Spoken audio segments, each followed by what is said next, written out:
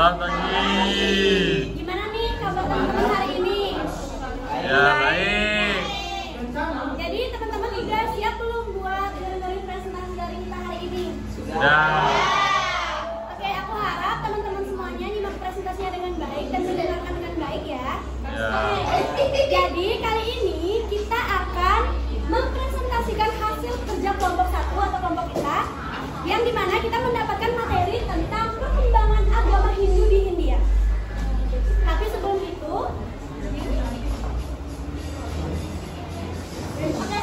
alangkah baiknya kita perkenalan diri terlebih dahulu. Perkenalkan, aku JB, absen 35. Perkenalkan, saya Mata Maulana, absen 17. Dan rekan saya dan rekan kita ada Nikadek Lira Dwi Kayani serta Divani, dan saya sendiri sang ayah guru kita Karisma Putri, absen 46. Oke, jadi sebelum kita mulai ke pembahasan, alangkah baiknya kita melihat mind mapping atau peta konsepnya terlebih dahulu. Jadi di sini udah ada susunannya yang sekiranya bisa membantu teman-teman untuk mengingat materi yang akan kita sampaikan. Pertama, itu ada peradaban lembah Sungai Hindu atau Sungai Sindhu. Selanjutnya ada zaman Weda, ada zaman Brahmana, zaman Purana, zaman Reformasi Hindu, zaman Gerakan Bhakti, dan yang terakhir ada zaman Hindu modern. Oke, selanjutnya adalah zaman peradaban lembah Sungai Sindhu. Akan dijelaskan oleh teman saya. Yuk, cek result. Perkenalkan, saya Nikadek Lira Dwi Kayani, nomor absen 27. Baik, di sini saya akan menjelaskan mengenai peradaban lembah Sungai Sindhu. Nah, teman-teman, ketika kita membaca mengenai sejarah agama Hindu, sering sekali kita mendengar yang namanya lembah Sungai Sindhu. Sebenarnya apa sih itu lembah Sungai Sindhu? Apakah itu merupakan sebuah lembah yang tidak ada peradabannya atau sebuah lembah yang dipenuhi dengan pohon-pohon? Bukan ya. Jadi lembah Sungai Sindhu merupakan sebuah lembah yang dialiri oleh sungai yang berasal dari Pakistan dan sampai pada India. Jadi sungainya itu adalah Sungai Sindhu, di mana ada sebuah lembah di India yang namanya lembah Sungai Sindhu. Nah, lembah Sungai Sindhu ini merupakan sebuah tempat peradaban yang cukup modern ya, di mana para penduduknya sudah memiliki tata kota yang baik, di mana tata kotanya berupa arsitektur, kemudian juga rancangan kota, perairan, dan lain sebagainya. Sehingga bisa dilihat bahwa lembah Sungai Sindhu tersebut memiliki peradaban yang sudah cukup tertata dan cukup baik. Nah, lembah Sungai Sindhu ini sudah ditinggali sejak 5.000 tahun sebelum Masehi, dan penduduknya adalah bangsa Dravida. Bangsa Dravida adalah bangsa asli dari lembah Sungai Sindhu yang memiliki ras Mediterranean dengan warna kulit berwarna hitam, di mana masyarakat Dravida ini yang membangun peradaban lembah Sungai Sindhu jauh sebelum bangsa Arya datang. Nah, bangsa Dravida ini memiliki beberapa bentuk peradaban dan juga memiliki cara untuk memuja Tuhan. Nah, mereka sudah memiliki kepercayaan namun dalam bentuk politisme atau banyak Tuhan, di mana masyarakat bangsa Dravida ini memuja dewi, dewa, kemudian juga tumbuh-tumbuhan dan juga hewan. Nah, dewi yang disembah adalah Dewi Bumi ya, atau Mother of Goddess atau Dewi Ibu. Kemudian dari dewanya sendiri disebut sebagai dengan Dewa Siwa. Lalu masyarakat bangsa Dravida juga memuja tumbuh-tumbuhan dan hewan-hewanan, yang mana juga kita ambil di dalam agama Hindu di Bali, namun dalam bentuk yang sedikit berbeda. Jadi bisa dikatakan bangsa Dravida tersebut merupakan bangsa yang bukan terbelakang ya, tetapi sudah memiliki peradaban dan juga sudah memiliki kepercayaan. Nah, lalu 2000 tahun sebelum Masehi atau kedepannya, setelah 5000 tahun Masehi itu maju kita ke depan 2500 tahun ke depan dan juga 3000 tahun ke depan itu di sekitar tahun 2500 sebelum Masehi sampai dengan 2000 tahun sebelum Masehi, masuklah yang namanya bangsa Arya. Bangsa Arya masuk ke lembah Sungai Sindhu melalui celah Khyber atau Khyber Pass, di mana bangsa Arya tersebut merupakan bangsa yang juga keturunan Eropa dengan kulit berwarna putih. Mereka datang ke lembah Sungai Sindhu membawa ajaran-ajaran mereka. Nah, ajaran mereka tersebut adalah dalam bentuk lagu-lagu pujaan yang awalnya disebut sebagai Weda. Di sana, masyarakat Arya mengenalkan berbagai macam peradabannya dan juga melakukan akulturasi Mother of Goddess atau Dewi Ibu. Kemudian dari dewanya sendiri disebut sebagai dengan Dewa Siwa. Lalu masyarakat bangsa Dravida juga memuja tumbuh-tumbuhan dan hewan-hewanan, yang mana juga kita ambil di dalam agama Hindu di Bali, namun dalam bentuk yang sedikit berbeda. Jadi bisa dikatakan bangsa Dravida tersebut merupakan bangsa yang bukan terbelakang ya, tetapi sudah memiliki peradaban dan juga sudah memiliki kepercayaan.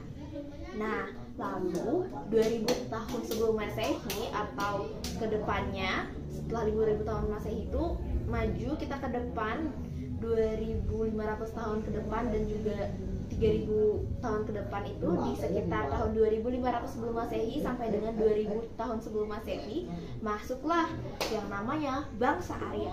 Bangsa Arya masuk ke lembah Sungai Sindhu melalui celah Khyber atau Khyber Pass, di mana bangsa Arya tersebut merupakan bangsa yang juga keturunan Eropa dengan kulit berwarna putih.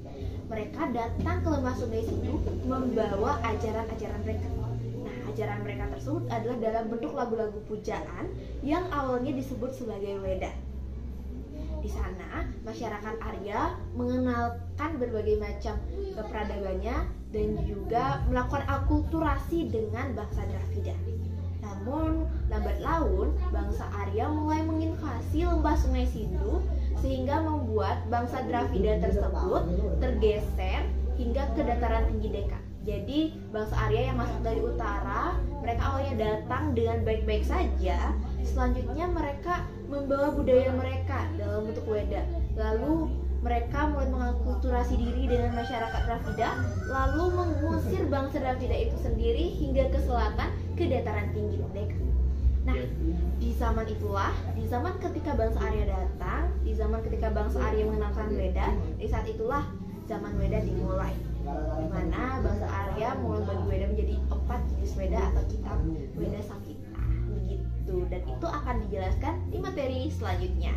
Jadi dapat kita ketahui bahwa dalam peradaban lembah Sungai Sindhu terjadi akulturasi antara bangsa Dravida dan bangsa Arya.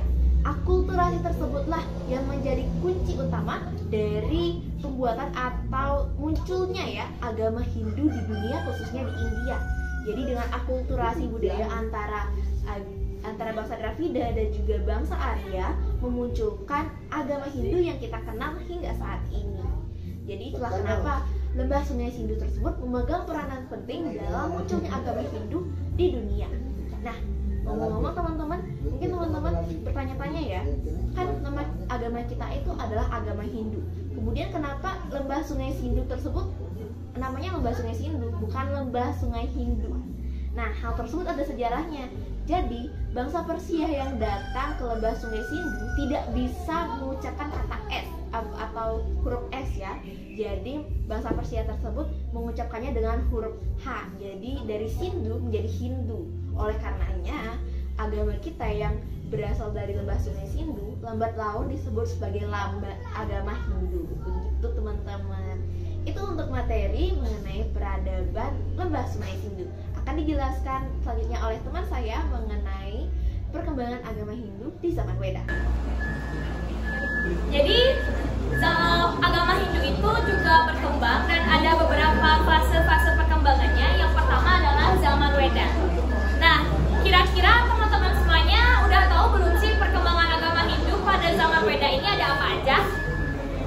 Udah tahu apa belum? Belum. Jadi pada zaman Weda ini kata Weda itu sendiri diambil dari bahasa Sanskerta yakni vid atau mengetahui. Jadi pada zaman itu terdapat ilmu pengetahuan atau munculnya hukum-hukum dalam sebuah kitab. Jadi pada zaman Weda ini yang terjadi pada 1500 sebelum Masehi, dan kita akan mengenal bangsa Arya dan bangsa Dravida. Tapi yang paling memang sampai sekarang itu bangsa Arya memang selalu menetap di India. Padahal bangsa Arya sendiri adalah bangsa pendatang atau bukan suku India asli. Next. Jadi perjalanannya pada zaman sudah berkembang dari peradaban Sungai Situ itu adanya bangsa Arya yang berasal dari Australia, Hungaria, dan Babilonia itu datang ke India. Namun pada saat di pertengahan jalan sampai di Selat Bosporus, mereka terbagi menjadi dua rekanan. Yang dari ada kelompok yang pergi ke India langsung dan ada kelompok yang pergi ke Iran. Nah, makanya mereka itu akan terpecah menjadi dua kitab. Yang pertama ada kitab Weda dan kitab Awesta. Jadi ada dua kepercayaan yang berbeda. Sebenarnya mereka satu kelompok, tapi ketika perjalanan mau ke India di Selat Bosporus itu mereka terpecah belah. Tapi ada penelitian atau jurnal yang menyatakan atau ahli yang menyatakan bahwa mereka ini sempat tinggal bersama. Maka dari itu ada persamaan. Pada kitab Weda ada kata Soma, pada kitab Awesta ada kata Houma. Jadi ini dia pada saat perjalanan mereka bangsa Arya yang datang ke India. Namun pada India itu sendiri terdapat bangsa Dravida. Bangsa Dravida adalah suku asli penduduk India pada saat itu. Jadi ketika kedatangan bangsa Arya, secara tidak langsung adanya pergusuran tempat tinggal mereka. Jadi ada dominasi yang dikuasai oleh bangsa Arya di daerah India. Jadi mereka membawa beberapa genetika, mereka membawa beberapa kebiasaan yang sampai sekarang melekat di India itu sendiri. Next. Nah, pada zaman Weda itu sendiri, kalian sudah tahu belum Weda itu apa? Ada yang tahu nggak Weda itu apa? Tidak. Ya, jadi Weda adalah kitab suci agama Hindu. Jadi agama Hindu itu agama yang paling tertua di dunia, dan dari perjalanan bangsa Arya ke India tadi melahirkan kitab Weda, yang dimana kitab Weda itu pertama kali diturunkan ya. Jadi seperti pada zaman ini turunnya wahyu Tuhan yang kepada Resi Wyasa. Kemudian Resi Wyasa itu membagi lagi Weda menjadi dua. Yang Weda Sruti, Weda Smrti. Jadi kalau mengingatnya seperti ini.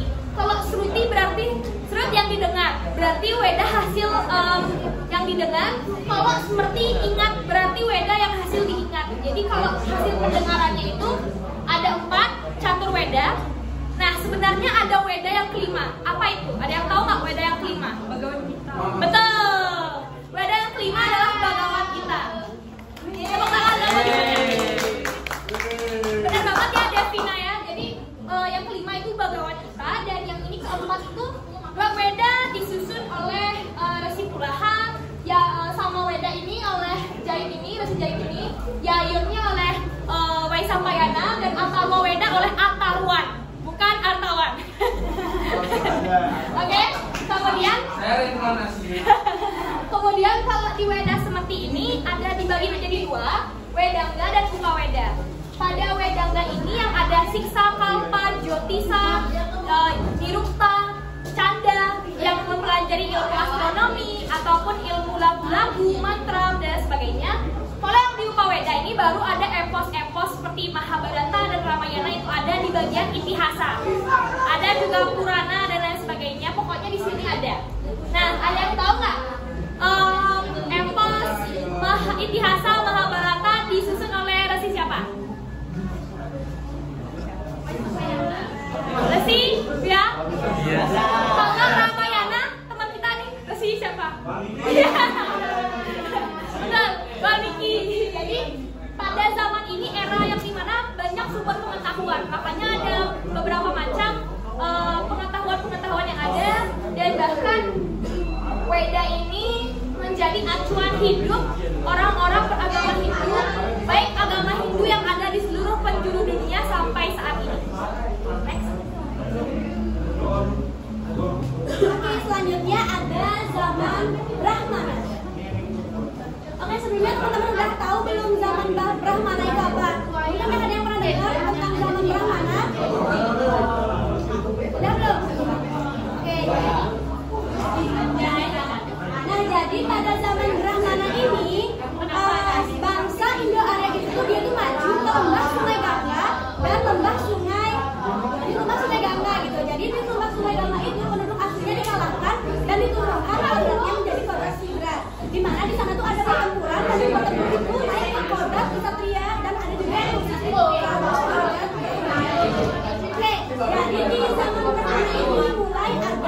verifikasi sosial atau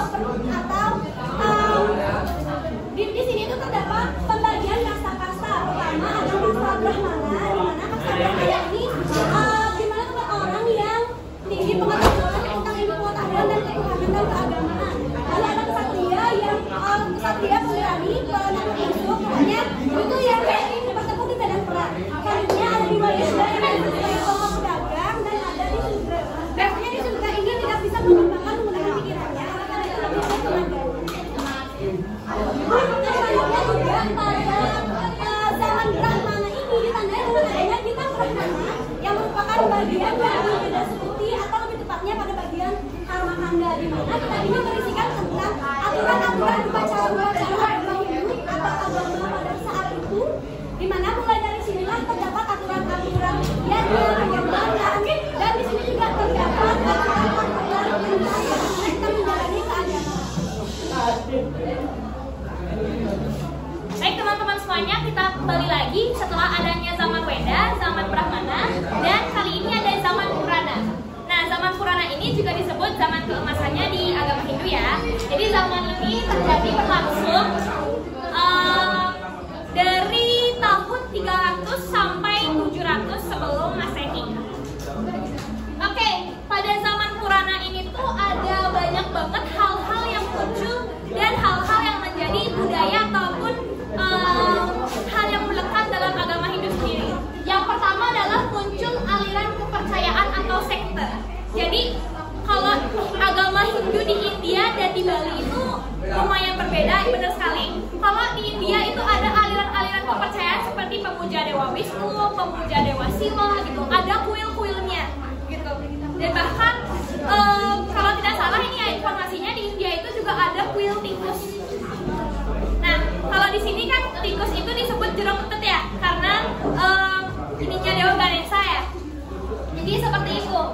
Dan yang kedua muncul tempat pemujaan dan pemujaan Pancayata. Jadi mulai nih ada yang menyembah-nyembah yang kayak di kuil. Kalau di sini kita nyembahnya kayak pelinggih gitu loh. Jadi sudah mulai muncul hal-hal seperti itu.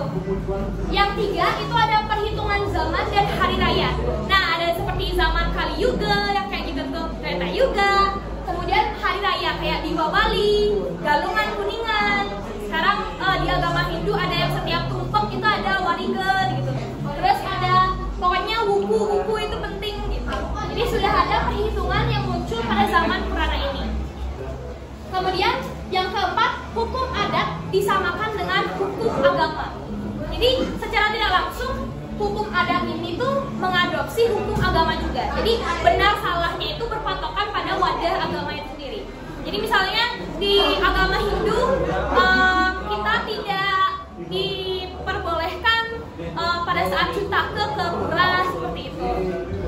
Kemudian yang kelima ada pemujaan Awatara Wisnu. Nah, jadi kita kan udah mengenal dong Awatara itu yang dimana reinkarnasi dari Dewa Wisnu itu, seperti ada Kalki, ada yang lainnya. Pokoknya banyak Awatara yang sudah ada, maksudnya dipercaya pernah ada di zaman tersebut. Dan yang keenam, pendeta mendapat kedudukan penting. Karena pendeta atau orang suci itu dianggap orang yang disucikan dan orang yang dijunjung dan orang yang sangat dihormati. Jadi seorang pendeta mendapatkan kedudukan khusus atau kedudukan yang lebih tinggi, dipercaya pada saat itu. Dan sampai sekarang juga kita ada pemangku, ada jero-jero, kemudian ada yang Dan pelinggih apa sih Pak? selinggih, apa lagi ya? Yang beranda ya, betul, betul dah. Jadi itu. Dan kemudian mulai nih ada kelompok vegan sama non vegan. Kira-kira di sini masih ada nggak yang vegan? Ada.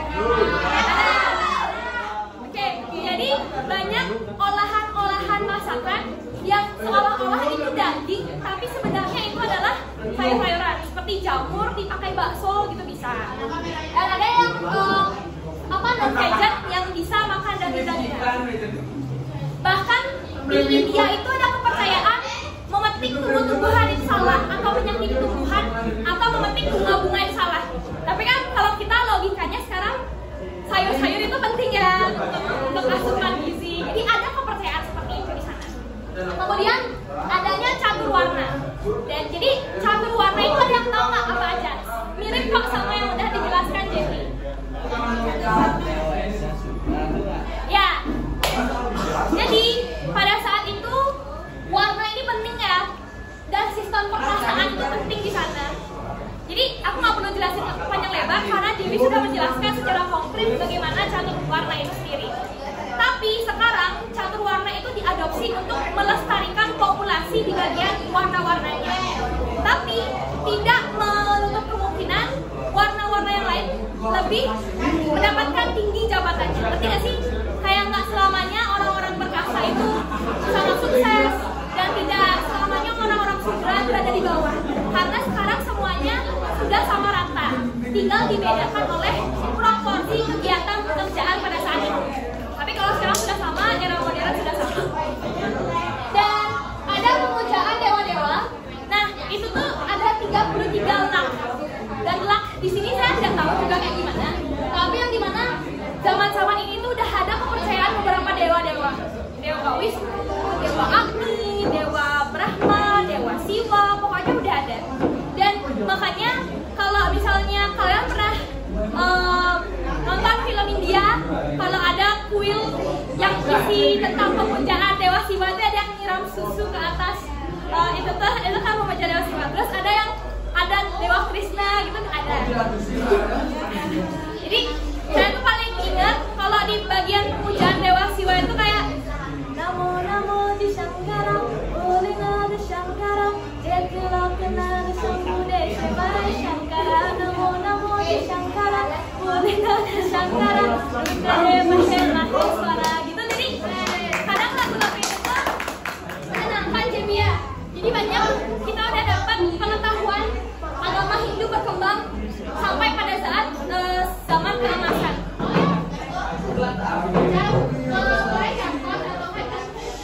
Oke, jadi untuk zaman reformasi Hindu akan dijelaskan oleh teman saya nanti. Baik, selanjutnya saya akan menjelaskan tentang zaman Sangkaracarya atau lebih dikenal dengan zaman pembaharuan Hindu, di mana zaman ini dimulai sejak 700 Masehi sampai 1700 Masehi. Pada zaman ini dikenal agama Brahmana Smarta atau Purana, di mana ajaran ini mengajarkan tentang yajna atau ritual persembahan korban suci. Dengan yajna, mereka percaya bahwa dapat mengantarkan umat-umatnya untuk menuju moksa atau kebahagiaan akhirat dari agama Hindu. Hal ini termuat dalam kitab Mimamsa, di mana pelopor dari ajaran agama Brahmana Smarta atau Purana ini adalah seorang resi yang bernama Resi Parvartaka dan Resi Kumarila Bata.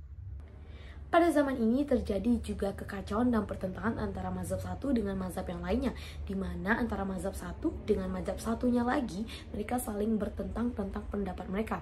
Mereka percaya bahwa pendapat mereka lah yang paling baik dan pendapat dari mazhab-mazhab lainnya itu tidak benar. Terutamanya mereka sangat menentang tentang ajaran Ahimsa, di mana korban suci, vegetarian dan non-vegetarian.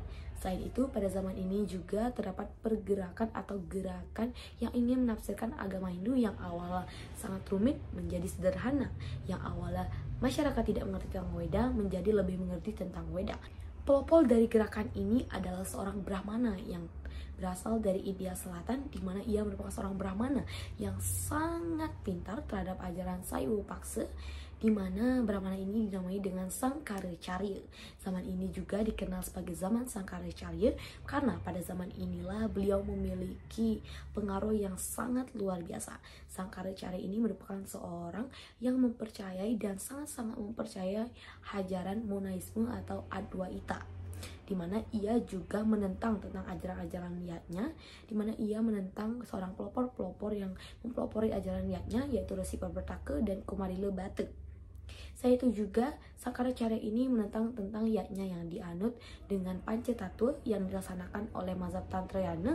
Pada zaman ini juga terjadi perpecahan untuk yang ketiga kalinya terhadap agama Hindu yang dibagi menjadi dua, yaitu golongan Vedanta yang dipelopori oleh Resi Sangkaracarya, dan yang kedua adalah golongan Tantrayana yang dipelopori oleh Resi Parvartaka dan Kumarila Bata, di mana golongan Tantrayana ini mengedepankan atau menganut kitab-kitab, yaitu kitab Mimamsa, kitab Brahmana yang digunakan untuk memberikan perlawanan terhadap agama Buddha serta memberikan perlawanan utama terhadap mazhab Wedanta yang dipelopori oleh Resi Sangkaracarya. Baik, sekian penjelasan tentang zaman Sangkaracarya atau zaman pembaharuan Hindu. Setelah ini akan dilanjutkan oleh zaman gerakan bakti yang akan dijelaskan oleh teman saya.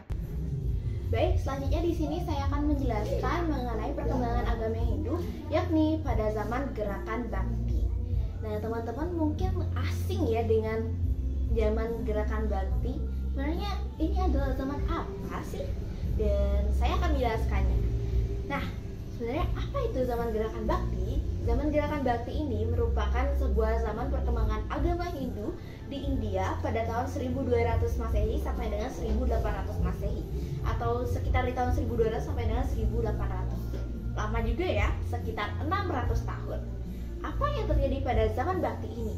Pada zaman bakti ini terjadi sebuah reformasi besar-besaran di India, di mana di India kala itu mulai dikuasai dan ditaklukkan oleh agama Islam, sehingga menyebabkan penduduk-penduduk yang beragama Hindu kesulitan melakukan upacara Hindu.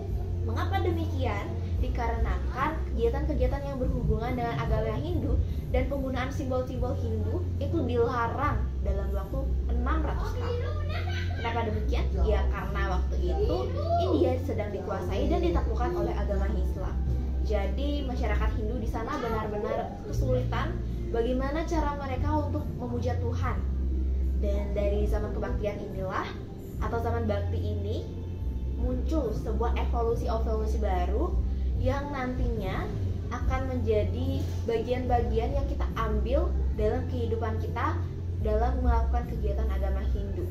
Nah, dari zaman kebaktian ini ada beberapa hal yang dilarang, yakni penggunaan simbol-simbol agama Hindu, kemudian pelaksanaan aktivitas Hindu, dan juga melakukan bakti terhadap Tuhan, dan juga melaksanakan kegiatan-kegiatan keagamaan. Jadi di sana benar-benar kegiatan agama Hindu itu dikekang oleh masyarakat Islam yang sedang menjajah India pada masa itu. Dan di sana para guru-guru atau para pemuka agama melakukan beberapa evolusi atau perubahan-perubahan. Perubahan yang dilakukan yakni yang pertama, melakukan persembahyangan secara diam, tenang, dan tidak berfoya-foya. Jadi persembahyangan yang biasanya dilakukan dengan meriah ya, di sana dalam zaman bakti ini dilakukan dengan tenang dan dalam diri. Jadi biasanya kegiatan-kegiatan keagamaan tersebut dilaksanakan dengan banyak orang dan melibatkan banyak aspek. Pada zaman bakti ini dilakukan secara mandiri, dalam diri, dan penuh dengan ketenangan.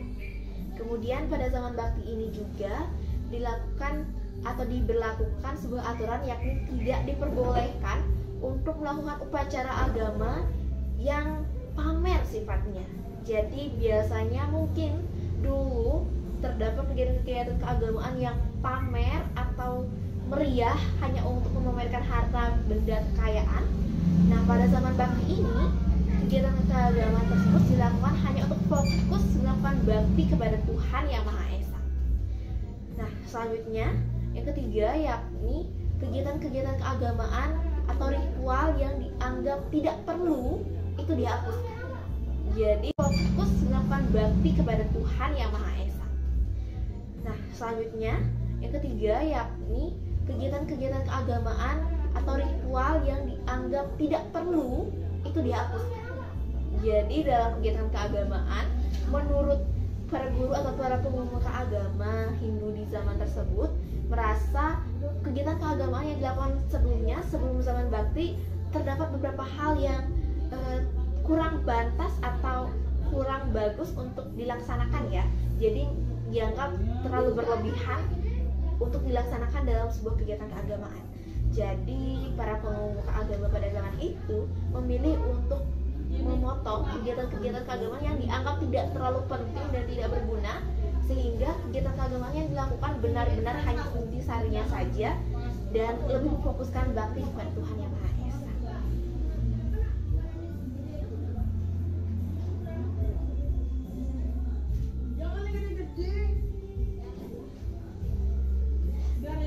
Kemudian aturan lainnya adalah pada zaman ini diberlakukan dua kitab, yakni Brahma.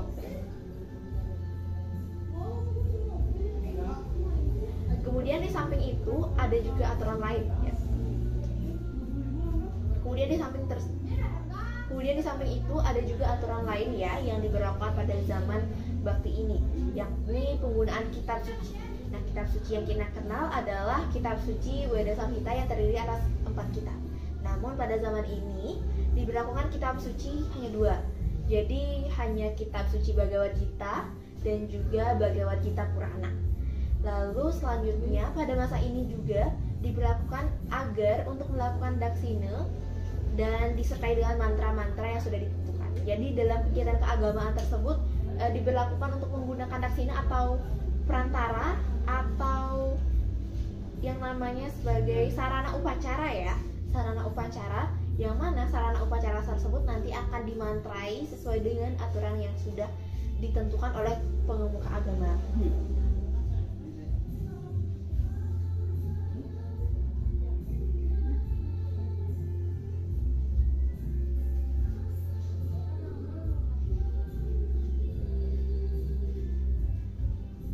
Dan pada zaman ini juga dipercaya bahwa hanya Krishna yang akan abadi ketika masa kiamat nanti, dan semua makhluk akan musnah dan hanya Krishna yang menjadi abadi.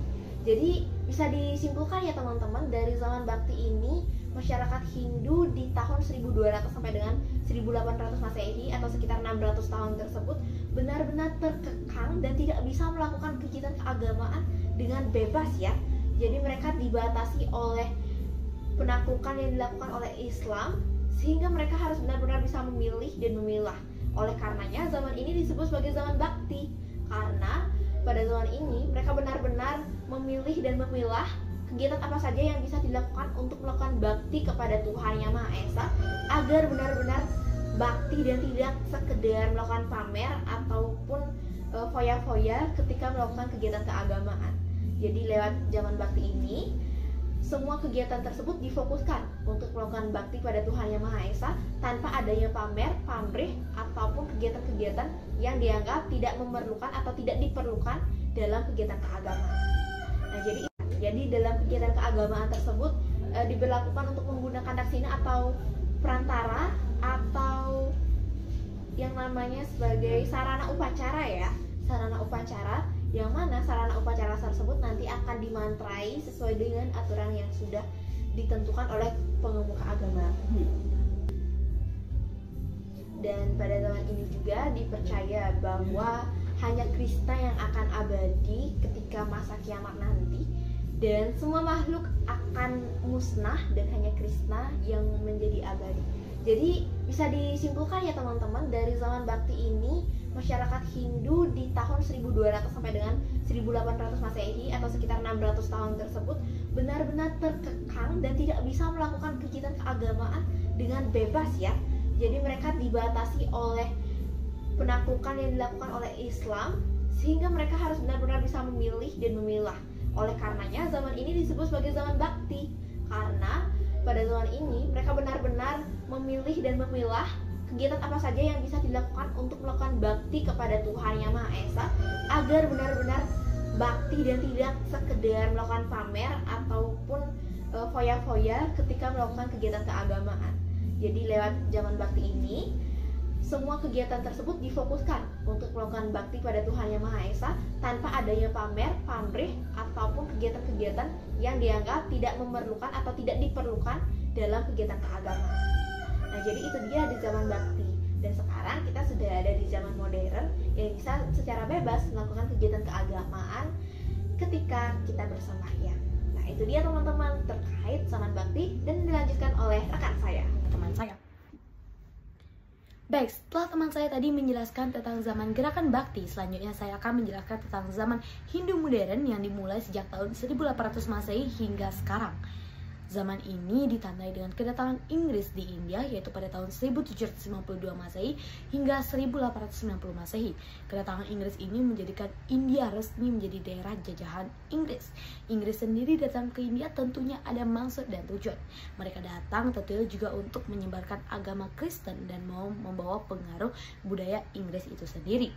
Akibat hal ini tentunya menjadi tantangan yang besar bagi agama Hindu di India, karena bagaimana tidak, Inggris sangat nekat dan sangat ngotot untuk menyebarkan agama Kristen, sehingga hal ini tentunya akan berpengaruh terhadap agama Hindu di India. Namun, sejak tahun 1850 Masehi sampai 1950 Masehi, cendekiawan atau pelajar-pelajar India yang tengah belajar di Eropa atau Inggris ini kembali ke India, di mana mereka tentunya membawa pandangan baru terhadap agama Hindu yang lebih modern dan lebih rasional. Selain itu, gerakan Hindu modern ini dibagi menjadi dua, yaitu gerakan Hindu modern setelah India merdeka dan sebelum India merdeka. Pada dasarnya, gerakan Hindu modern ini lebih mengenalkan atau membentuk sebuah agama yang universal. Agama yang universal sendiri merupakan di mana agama Hindu itu diasimilisasikan dengan agama-agama lainnya seperti agama Kristen, Buddha, dan lain sebagainya. Dengan pandangan-pandangan mereka yang rasional ini, mereka membentuk sebuah gerakan reformasi agama Hindu yang dibagi menjadi dua, yaitu gerakan reformasi yang memperbarui tubuh dari agama Hindu dan gerakan revivalis, yaitu gerakan untuk membangkitkan agama Hindu kembali. Gerakan Hindu modern ini berpendapat bahwa agama Hindu harus direformasikan demi membendung berbagai serangan agresif dari agama lainnya, di mana gerakan Hindu modern ini berpedoman pada tindakan para pelopornya, yaitu yang pertama, tidak menerima upacara agama Hindu, yang kedua adalah menolak berbagai pandangan yang tidak masuk akal atau tidak logis, yang ketiga adalah menolak berbagai ritual yang juga tidak terbuka dan tidak masuk akal, yang ketiga adalah menolak berbagai ajaran-ajaran dari para pendeta yang tidak masuk akal. Sekian penjelasan mengenai agama Hindu modern akan dilanjutkan oleh teman saya. Baik, apakah teman-teman ada yang bertanya? Saya. Aku. Baik, silakan 3 penanya. Saya nomor 39. Jadi di sini pertanyaan saya yaitu apakah perbedaan kasta itu masih relevan digunakan di masa kini? Artinya kayak pembagiannya gitu loh, masih relevan nggak digunakan di masa sekarang, di masa modern? Oke, terima kasih Kak.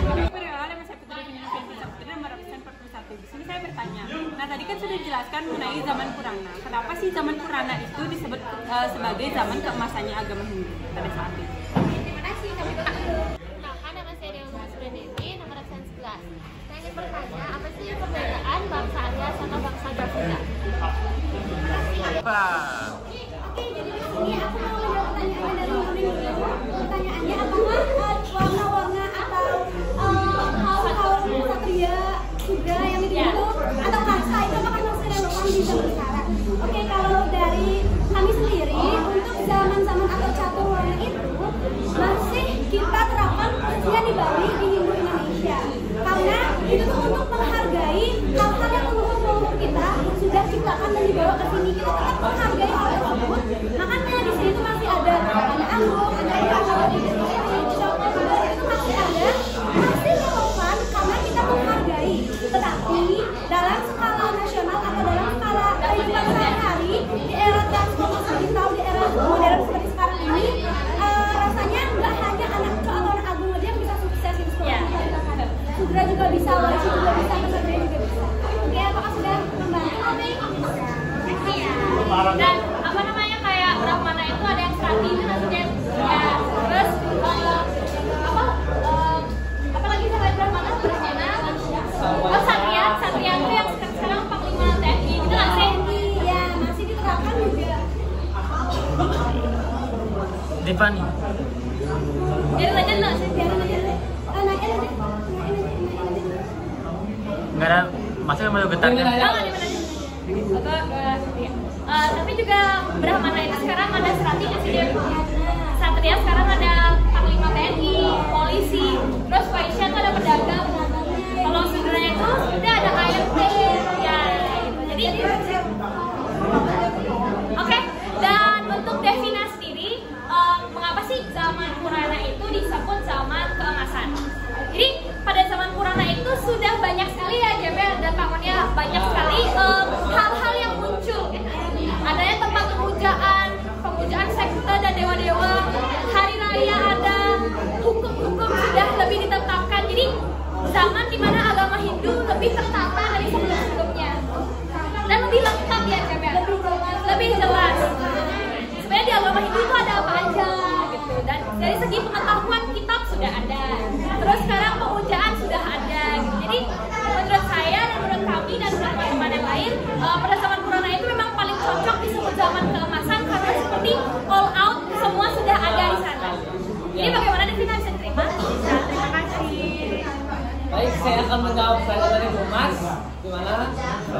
aslinya itu ada bangsa Arya dan bangsa Dravida. Nah, bangsa Arya dan bangsa Dravida itu penduduk India, tapi bedanya itu bangsa Arya itu pendatangnya dan bangsa Dravida itu suku aslinya. Oke. Ada perbedaan nggak sih juga kalau bangsa Arya itu lebih berkulit putih, hidupnya mancung, karena ada dari Australia, Hungaria, terus Babilonia, sama yang di bagian apa namanya kalau Dravida itu berkulitnya lebih hitam dan lebih tidak mancung. Jadi kalau ada suku-suku India asli yang kulitnya lebih hitam itu sudah mirip bangsa Dravida. Kalau yang Arya mungkin seperti Shahrukh Khan ya, yang sekarang yang dari pemeran-pemeran di mana? Dari bangsa lain ya. Gimana tuh Mas? Oke. Next. Oke, di sini saya akan memaparkan tentang kesimpulan.